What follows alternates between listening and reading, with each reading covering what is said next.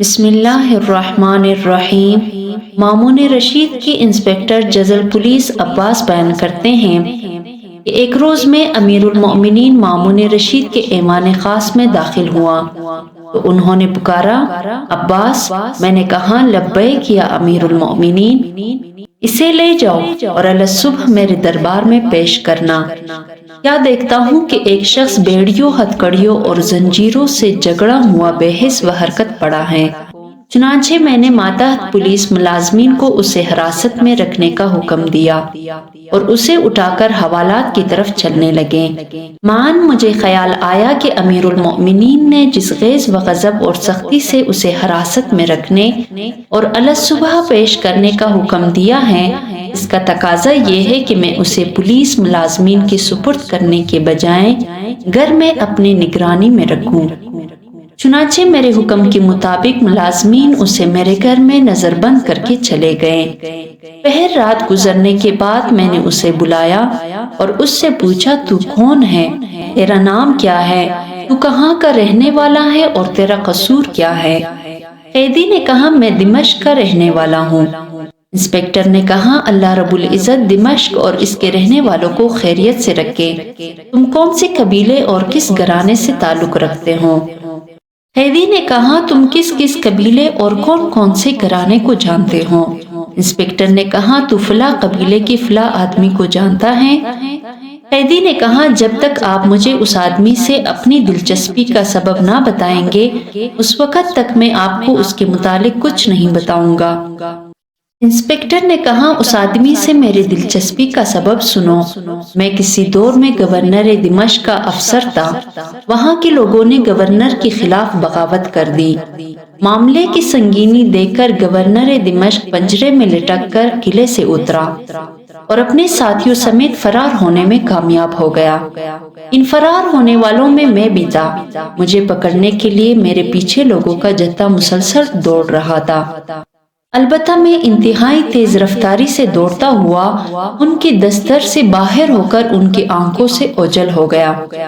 اسی دوران میں اس آدمی کے گھر کے سامنے سے گزرا تو اس سے درخواست کی، میری مدد فرمائے، اللہ آپ کی مدد فرمائے گا۔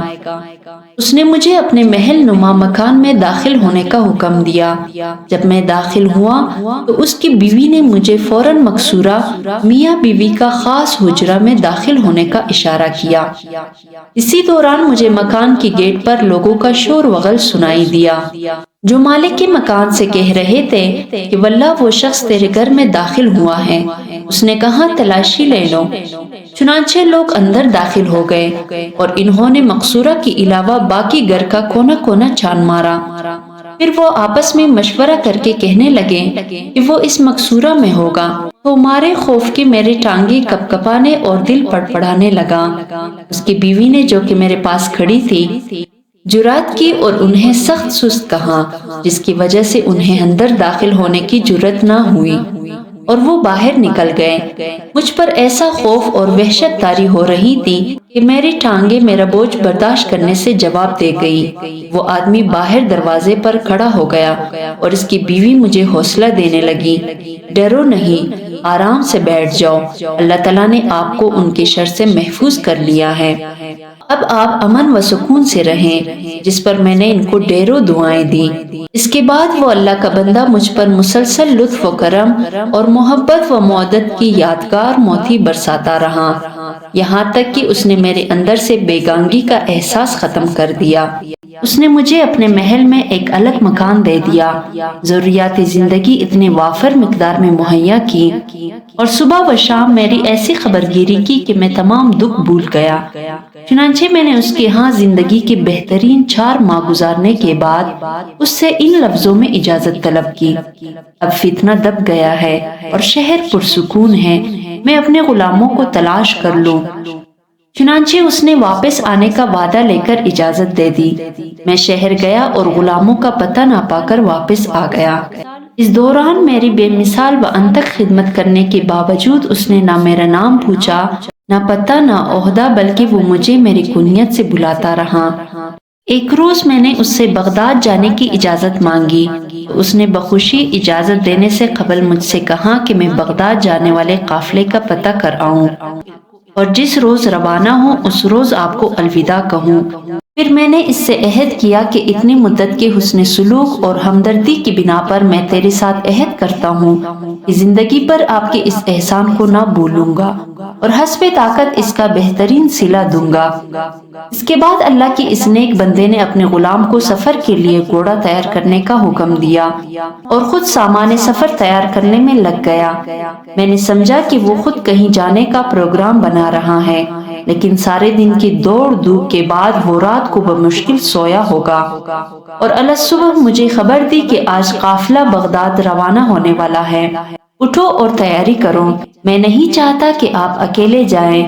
اس دن نہ تو میرے پاس سواری تھی نہ زیادہ راہ۔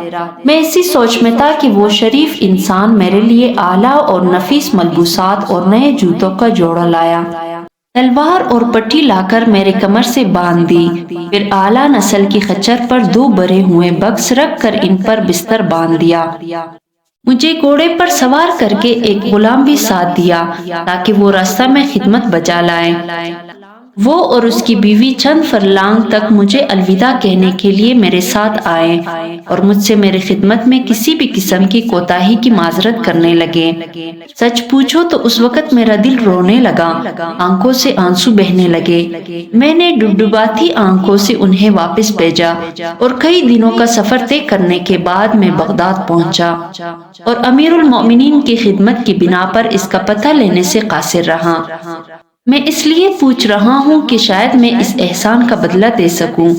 قیدی نے کہا، اللہ رب العزت نے تجھے اس حسن سلوک کا بدلہ دینے کا سنہری موقع عطا کیا ہے۔ انسپکٹر نے کہا، وہ کیسے؟ قیدی نے کہا، اللہ کے نیک بندے، وہ شخص میں ہی تھا اور میرے اس حال نے تجھ پر میری شناخت مشکل بنا دی ہے۔ یہ سن کر انسپکٹر کا دل قابو سے باہر ہو گیا۔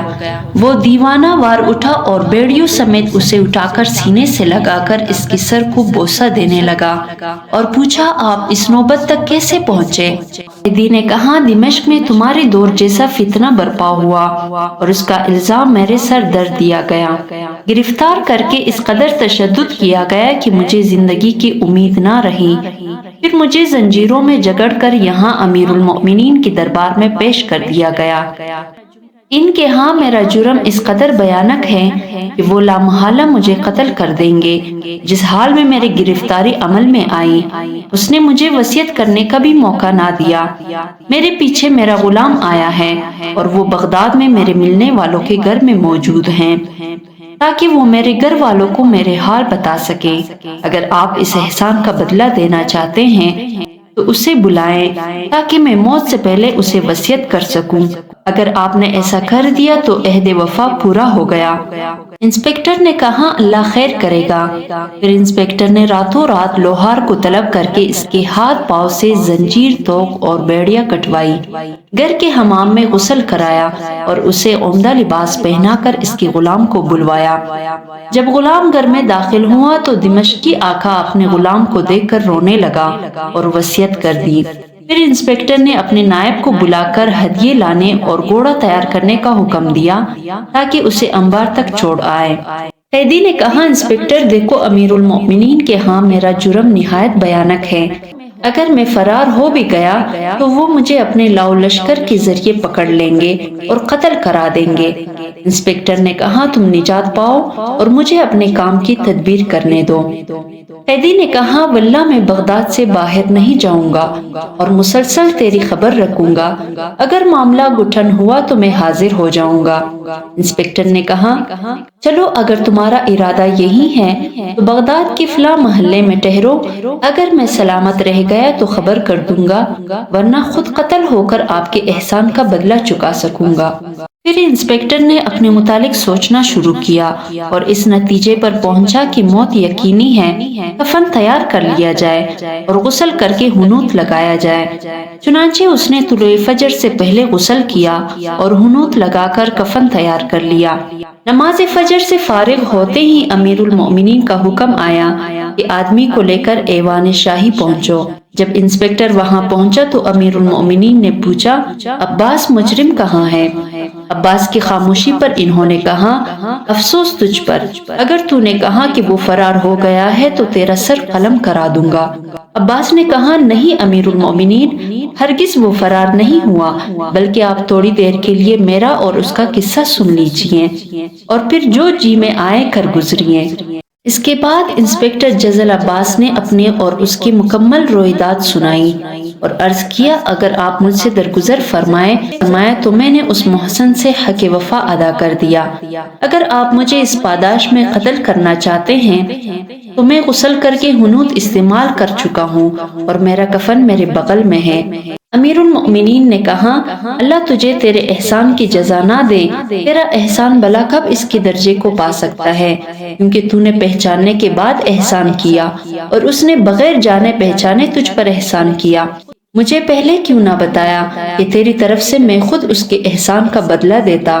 عباس نے کہا، امیر المومنین، وہ ابھی دارالحکومت بغداد میں موجود ہے تاکہ میرے معاملے کی خبر رکھے۔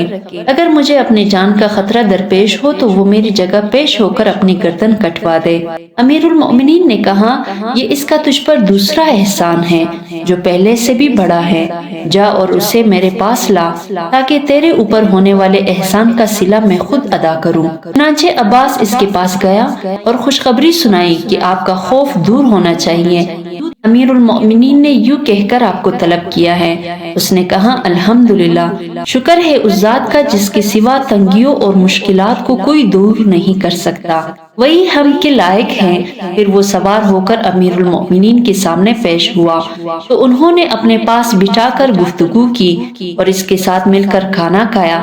پھر اسے دمشق کی گورنری پر متعین کرنا چاہا، جسے اس نے شکریہ کے ساتھ نامنظور کیا۔ اس کو خلعت فاخرہ دے کر الوداع کیا گیا اور ہارون رشید نے دمشق کے گورنر کو اس سے حسن سلوک کا حکم دیا۔